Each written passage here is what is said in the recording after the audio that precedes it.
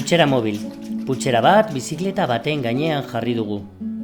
Putxera jai herrikoien eta gastronomiaren tradizioa bilakatu da. Batez ere enkarterrietan. Kultura herrikoiaren asmakizun bat da, eta bere hastapenak Bilbo Larroblak trenbidean ditu. Putxera 19. mendean sortu zen.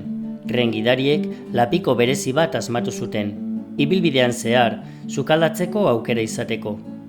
Trenarentzat erabiltzen zen ikatza, lapikoaren beheko partean jartzen zen, berotasuna emanez, eta zapore xarmangarri bat gehitu zindaben lapikoan. Mundu honetan, negu gorrian, plater bero eta goxo bat jateko aukera zuten. Putxera, enkarterrietako jai herrikoietan erabiltzen da, baina orain, lapikoa ez da mugitzen. Putxera mobil, lapikoa mugimenduan sukaldatzeko jaio da. Hartara, era osasuntzuan eta ekologikoan egiten dira indabak, eta bizikleta baten pedaleoarekin, putxerari bere jatorrizko mugimendua emon diogu. Putxerak mugitzen jaio ziren, mugitu ditzagun putxerak.